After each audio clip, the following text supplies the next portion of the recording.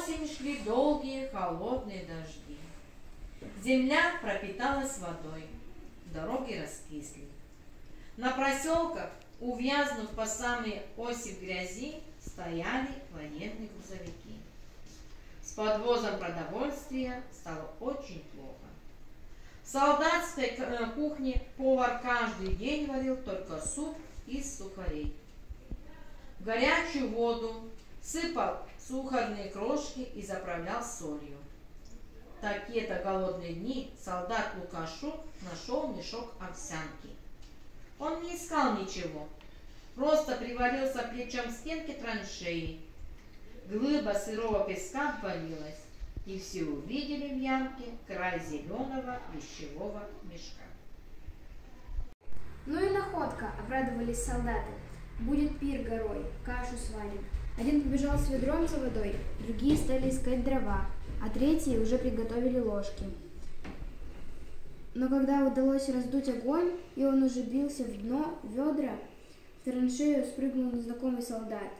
Был он худой и рыжий, брови над голубыми глазами тоже рыжие. Шинель выношенная, короткая, на ногах обмотки и растоптанные башмаки. «Эй, братва!» — крикнула сиплым простуженным голосом. «Давай мешок сюда! Не клали, не берите!» Он всех просто огорошил своим появлением, и мешок ему дали сразу.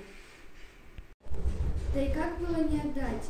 По фронтовому закону надо было отдать. Вещевые мешки прятали в траншеях солдаты, когда шли в атаку, чтобы легче было. Конечно, оставались мешки без хозяина, или нельзя было вернуться за ними. Это если атака удавалась и надо было гнать фашистов, или погибал солдат. Но раз хозяин пришел, разговор короткий отдать.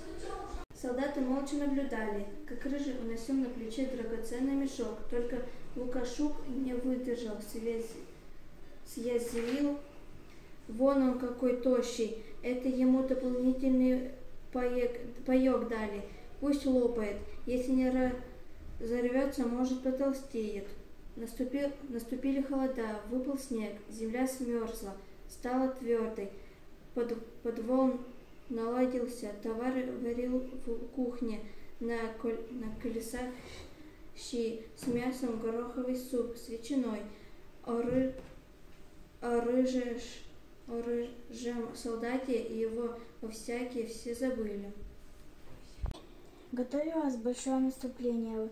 По скрытым лесным дорогам по врагам шли длинные вереницы пехотных батальонов. Торгачи по ночам тащили к передовой пушке, двигались танки, готовился к наступлению и Лукашук с товарищами. Было еще темно, когда пушки открыли стрельбу, посветлело в небе, загудели самолеты. Они бросали бомбы на фашистских блиндажей, стреляли из пулеметов по вражеским траншеям. Самолеты улетели. Тогда загромыхали танки. За ними бросились в атаку пехотинцы. Лукашук с товарищами тоже бежал и стрелял из автомата. Он кинул гранату в немецкую траншею. Хотел кинуть еще, но не успел. Пуля попала ему в грудь, и он упал. Лукашук лежал в снегу и не чувствовал, что снег холодный. Прошло какое-то время, и он перестал слышать грохот боя. Потом свет перестал видеть. Ему казалось, что наступила темная тихая ночь. Когда Лукашук пришел в сознание, он увидел санитара. Санитар перевязал рану, положил Лукашка в лодочку, такие фанерные саночки. Саночки заскользили, заколыхалось по снегу. От этого тихого колыхания у Лукашка стала кружиться голова. Он не хотел, чтобы голова кружилась. Он хотел вспоминать, где видел этого санитара, рыжего и худого, и выношенного в шинели. Держись, браток, не робей, жить будешь. Слышал он слова санитара. Чудилось Лукашку, что он давно знает этот голос, но где и когда слышал его раньше, вспомнить уже не мог. В сознание Лукашок снова пришел, когда его перекладывали из лодочки на носилки, чтобы отнести в большую палатку под соснами. Тут в лесу военный доктор вытаскивал у раненых пули и осколки. Лежа на носилках, Лукашок увидел саночки лодку, на которых его везли до госпиталя. К саночкам ременными постромками были привязаны 3 собаки. Они лежали в снегу. На шерсти намерзли сосульки, морды обросли инеем. Глаза у собак были полузакрыты. К собакам подошел санитар. В руках у него была каска, полная овсяной болтушки. От нее валил пар.